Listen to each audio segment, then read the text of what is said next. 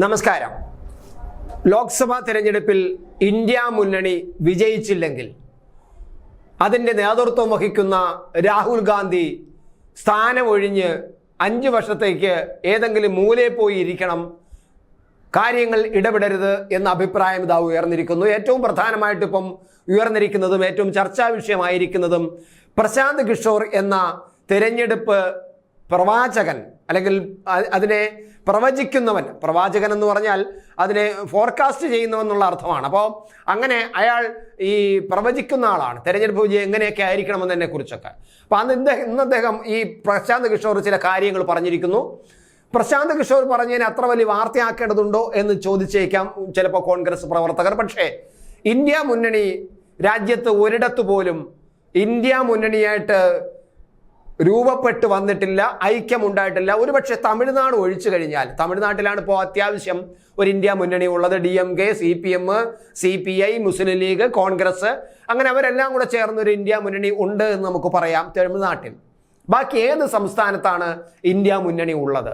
ഒരൊറ്റ സംസ്ഥാനത്തിൽ പോലും വ്യക്തമായിട്ട് ഇന്ത്യ മുന്നണി ഒന്നിച്ച് ഒരു പ്രകടനം നടത്തുന്നില്ല. അവർക്ക് ഒരു ഒന്നിച്ചുള്ള ഒരു എന്തു പറയാം പോളിസി ഇല്ല, ഒരു വീക്ഷണമില്ല. എന്താണെന്ന് അറിഞ്ഞുകൂടാ. എല്ലാവരും കൂടെ കൂടുന്നു, മത്സരിക്കുന്നു എന്നല്ലാതെ അത് ഒരുമിച്ച് കൂടാൻ ഇതുവരെയും കഴിഞ്ഞിട്ടില്ല. അതാണ് ഇന്ത്യ മുന്നണിയുടെ ഇപ്പോഴത്തെയും ഈ തിരഞ്ഞെടുപ്പിന്റെ അയൽവക്കത്തെത്തിയിരിക്കുമ്പോഴും കാണുന്ന ഒരു പ്രക്രിയ അല്ലെങ്കിൽ ഒരു പ്രതിഭാസം എന്ന് പറയുന്നത്. അതാണ് ഇന്ത്യ മുന്നണി ഇപ്പോഴും ഇങ്ങനെ നിൽക്കുന്നത്. അപ്പൊ ഇന്ത്യ മുന്നണി ഇപ്പോഴും കഴിഞ്ഞ 10 വർഷമായിട്ട് രാഹുൽ ഗാന്ധി കോൺഗ്രസിനെ നയിച്ചു കൊണ്ടുപോകുന്നു. പക്ഷേ ഈ 10 വർഷം പലതവണ BJPക്കെതിരെ ഇടിച്ചു കയറി വരാനുള്ള അവസരങ്ങൾ ഉണ്ടായിട്ടുണ്ട്.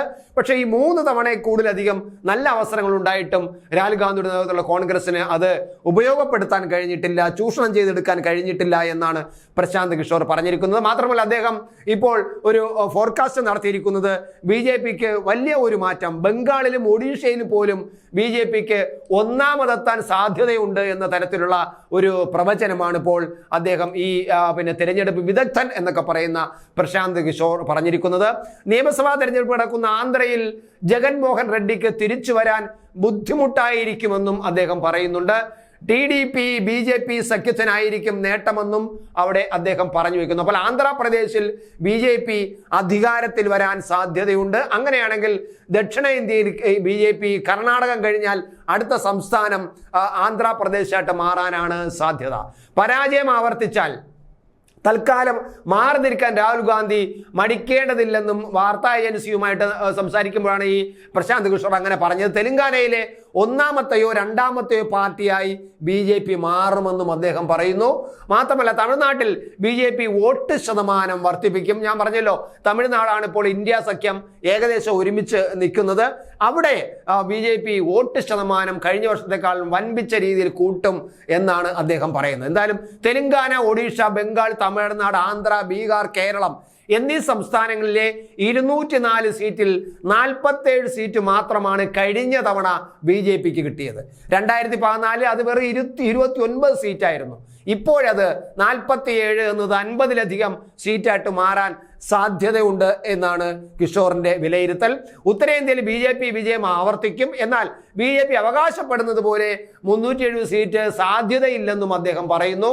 3ാം തവണ ജയിക്കുന്നതോടെ ദീർഘകാലം BJPയുടേതായിരിക്കും എന്ന നിഗമനത്തോടും ഈ പ്രശാന്ത് കിഷോർ യോജിക്കുന്നില്ല. മാത്രമല്ല 1900 അദ്ദേഹം അത് പറയാൻ കാരണം വലിയ വിജയം നേടിയാലും ഇനി ഉള്ള കാലമെല്ലാം BJP ഭരിക്കും എന്നുള്ളതൊന്നും കാണേണ്ടതില്ല.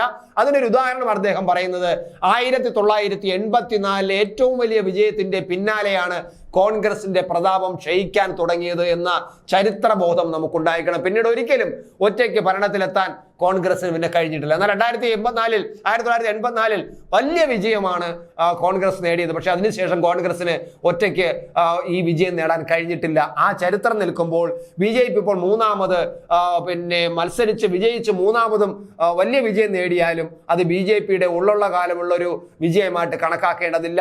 ഇനി വരുന്ന കാലങ്ങളിൽ BJP തന്നെ ഭരിക്കണമെന്നുള്ളതിന് ഉറപ്പില്ല എന്നാണ് ഈ ചരിത്രം പറഞ്ഞ് 1984 കോൺഗ്രസിന്റെ ചരിത്രം പറഞ്ഞ് പ്രശാന്ത് കിഷോർ പറയുന്നത്. മാത്രമല്ല ഇന്ത്യ മുന്നണിക്ക് വ്യക്തമായ അജണ്ടയോ നേതൃത്വമോ ഇല്ല. കേരളത്തിൽ മാത്രം ജയിച്ചത് കൊണ്ട് ഇന്ത്യ ഭരിക്കാനാവില്ല. അദ്ദേഹം പറയുന്നതാണ്.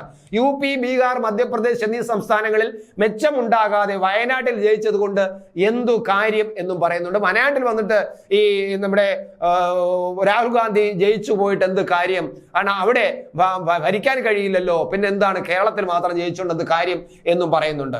BJPക്ക് ക്ഷീണമുണ്ടായ 3 സന്ദർഭങ്ങളിലെങ്കിലും അത് മുതലെടുക്കുന്നതിൽ കോൺഗ്രസിനുണ്ടായ വീഴ്ചയാണ് ഇപ്പോഴത്തെ സാഹചര്യത്തിലേക്ക് നയിച്ചതെന്നും പ്രശാന്ത് കിഷോർ ചൂണ്ടിക്കാട്ടുന്നു.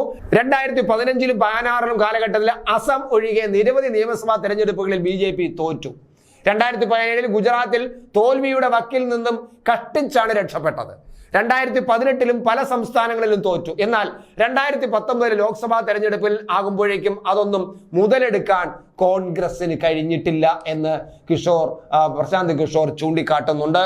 2020-ൽ കോവിഡിനെ തുടർന്നുള്ള രോക്ഷവും കഴിഞ്ഞ ബംഗാൾ നിയമസഭാ തെരഞ്ഞെടുപ്പിലെ ദയനീയ പ്രകടനവും മുതലെടുക്കുന്നതിന് പകരം വീട്ടിലിരിക്കുകയായിരുന്നു പ്രതിപക്ഷ നേതാക്കൾ.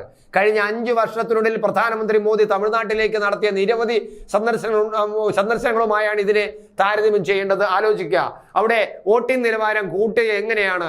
കാരണം 5 വർഷവും മോദി വിശ്രമിച്ചിട്ടില്ല. എന്നാൽ കോൺഗ്രസ്സുകാർ 5 വർഷം വീട്ടിൽ വിശ്രമിക്കുകയായിരുന്നു, പ്രതിപക്ഷ പാർട്ടികളെല്ലാം വിശ്രമിക്കുകയായിരുന്നു.